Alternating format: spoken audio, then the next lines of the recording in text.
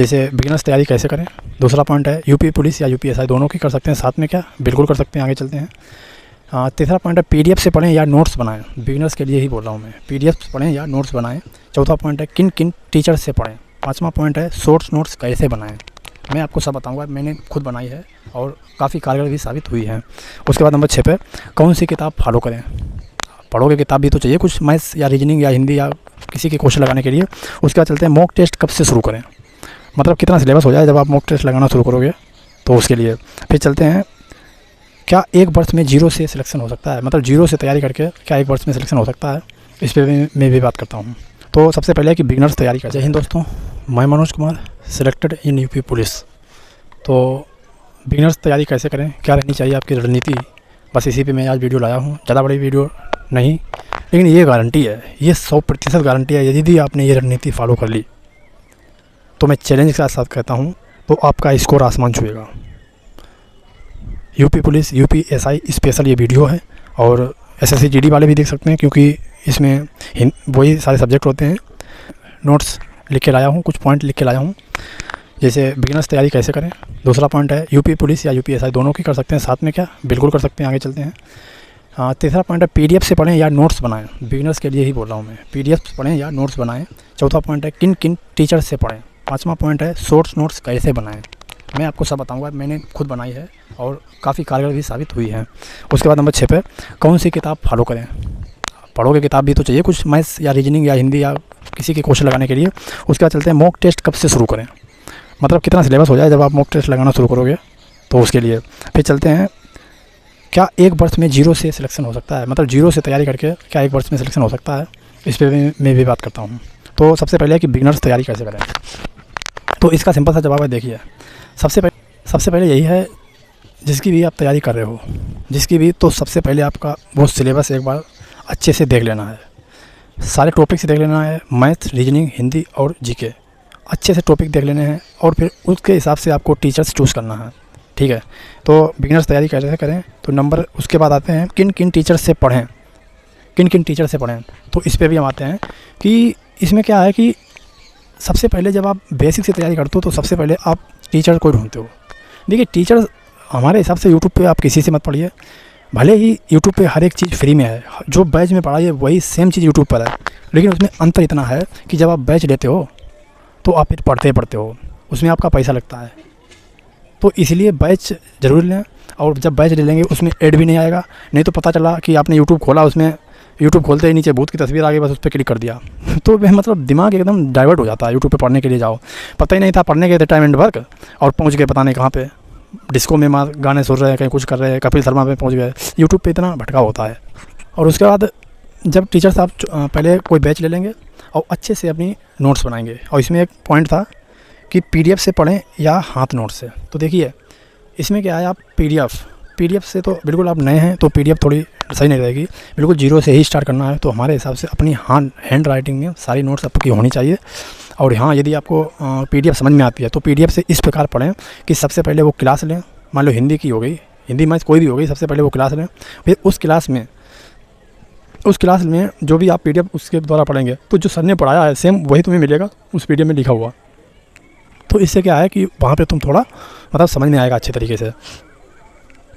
और पीडीएफ वो फॉलो करें जो साफ हैंड राइटिंग में हो, जो आपको समझ में आती हो, वरना अपने हाथ से बनाएंगे ज़्यादा अच्छा रहेगा। फिर उसके बाद पॉइंट चलते हैं, ठीक है। पॉइंट उसके बाद है यूपीपी या यूपीएसआई।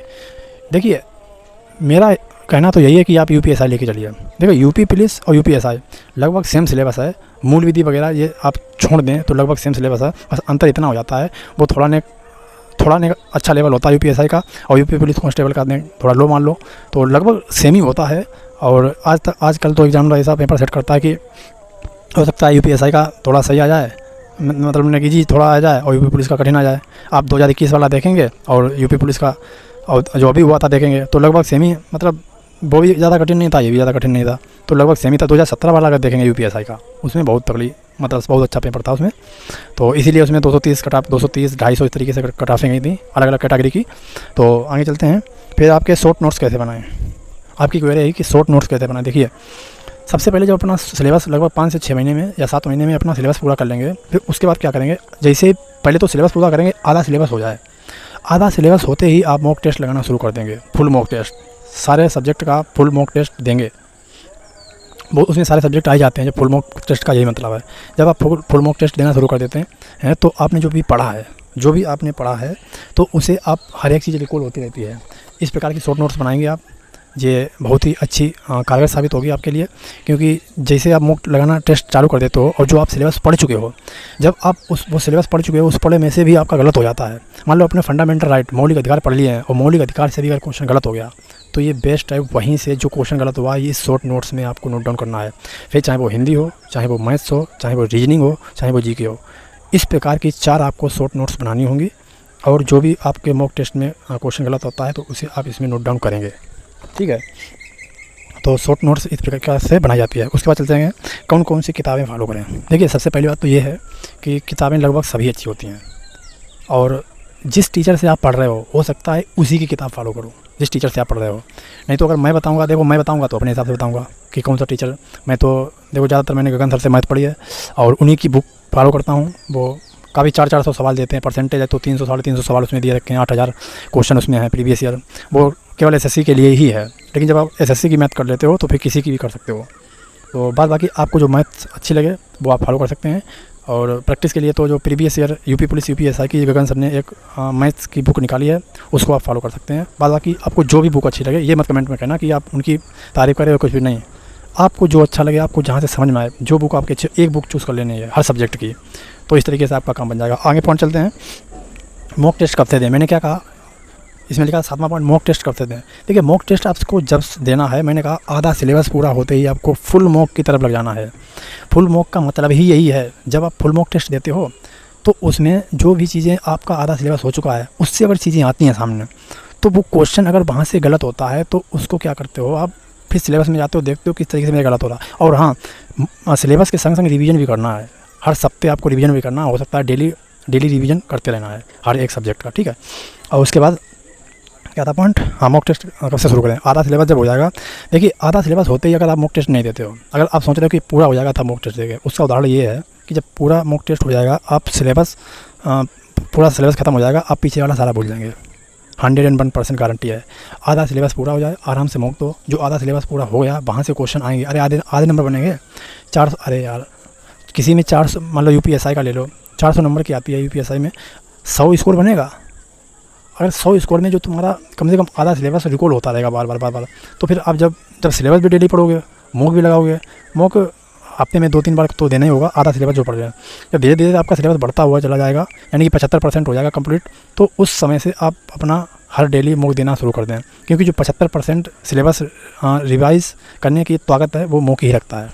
क्योंकि मॉक टेस्ट एक ऐसी चीज़ है, सारे सिलेबस को एक बार रिवीजन कर देता है, सारे सब्जेक्ट्स को, तो यही है। और शॉर्ट देखिए, जब मॉक आप फुल मॉक देने लगो तो उसमें क्या है, जो भी टॉपिक से आपकी कोई भी चीज़ गलत होती है तो आप इसमें नोट डाउन करेंगे। प्लीज़ इसमें आप नोट डाउन करेंगे। कोई भी चीज़ अगर मॉक टेस्ट आपने लगाया, मैथ्स, रीजनिंग, हिंदी, जीके, इन सारे सब्जेक्ट में आपने वो जो आप पढ़ भी चुके हैं और आप लगा भी नहीं पाए हैं, तो इसमें आप नोट डाउन कर लेंगे। और ऐसे नोट डाउन करेंगे कि मतलब वो क्वेश्चन अगर दोबारा आए तो आपसे गलत ना हो। तो इस तरीके से स्ट्रेटजी से बनते हुए चलेंगे तो बहुत ही अच्छा आपका स्कोर बनने लगेगा, एक समय आएगा। देखिए, मॉक टेस्ट आपको एक आईना दिखाता है। मॉक टेस्ट वो चीज़ है जैसे कि देखिए, हर सवाल कोई टीचर नहीं पढ़ा सकता है। एग्जामिनर आजकल इतना होशियार हो चुका है, मान लो कोई जीके का सवाल है या हिंदी का सवाल है, कोई ऐसा सवाल पूछ देगा जिससे केवल वो मॉक के ही द्वारा मिलेगा आपको, या प्रीवियस ईयर या कोई बनाता हो अच्छा मॉक वहाँ से। तो कुछ ऐसे सवाल होते हैं वो मॉक टेस्ट के द्वारा ही होते हैं। बाद बाकी वो पढ़ाई के अंतर्गत नहीं आते, उन्हें विविध बोल देते हैं, विविध। तो वो सवाल आपको यहाँ से ही मतलब मॉक करेंगे तभी आपको समझ में आएगा, वरना आप पूरा सिलेबस करते रहिए और पढ़ते रहिए, कुछ होने वाला नहीं है। सिलेबस पूरा हो जाएगा, बस रिवीजन करते रहिए, मॉक ना दीजिए, आपका कुछ नहीं होने वाला। सिलेबस एक बार पूरा करने के बाद केवल यदि आप मॉक देंगे तो मतलब बहुत कुछ हो जाएगा, क्योंकि मॉक टेस्ट में बहुत ज़्यादा ताकत होती है। अंतिम सवाल है, क्या एक वर्ष में 0 से सिलेक्शन हो जाएगा। देखिए, एक वर्ष में 0 से सिलेक्शन जो बिल्कुल ही 0 है तो हो सकता है मुश्किल हो, क्योंकि एक वर्ष में तो अच्छी तरीके से आप सिलेबस पूरा कर पाओगे। और फिर वहाँ से जब मॉक टेस्ट दोगे, प्रैक्टिस इतनी आपकी हो जाएगी, तो वहाँ से आप मतलब इतनी प्रैक्टिस हो जाएगी, तब आगे जाके कहीं आपके एग्ज़ाम निकलना शुरू होंगे। देखिए, एक कंपटीशन है, आईना दिखाता है, लेकिन जिसका पहले ही अटेम्प्ट में हो जाता है उनका बेस बहुत ही हाई होता है। वो शुरुआत से कक्षा 1 से लेके और इंटर तक या अपनी ग्रेजुएशन कर लेते हैं, बहुत अच्छी तरीके से पढ़ते हैं और उनके 90% 95% इस तरीके से स्कोर आता है। 10th में 12th में, ठीक है, तो उनके लिए मतलब आसान हो जाता है क्योंकि उनका बेस पहले से ही बहुत तगड़ा होता है। लेकिन जो बिल्कुल एवरेज बच्चा है तो वो 0 से 1 साल में तैयारी मतलब मुश्किल हो जाएगा बहुत ही ज़्यादा, क्योंकि 1 साल में अच्छे से वो सिलेबस समझने में लगेगा। फिर उसके बाद तैयारी थोड़ी मतलब अच्छी लेवल पे उसकी जाएगी। फिर उसके बाद वो मॉक टेस्ट देना चालू करेगा। तो लगभग 1.5 से 2 सालें आपको मतलब बिल्कुल 0 से हो तो लग सकती हैं, और 1.5 से 2 सालें कब निकल जाएंगी पढ़ाई करते दौरान आपको पता नहीं चलेगा। तो इसलिए कहता हूँ कि पढ़ाई अच्छे से करो, इसलिए आगे कोई दिक्कत ना हो। एक बार सिलेक्शन हो गया तो सारी समस्याएं खत्म हो जाएगी। कैसी लगी मेरी वीडियो अगर अच्छी लगी हो तो इसे लाइक करें, सब्सक्राइब करें और इसमें कमेंट जरूर करें। जो भी आपकी क्यूरीज हो, जो भी क्वेश्चन इसमें बचा हो, वो हमसे आप कमेंट के द्वारा पूछ सकते हैं। मैं हर बच्चे की रिप्लाई देने के लिए तैयार रहता हूँ। तो चलते हैं, मिलते हैं नेक्स्ट वीडियो में। जय हिंद।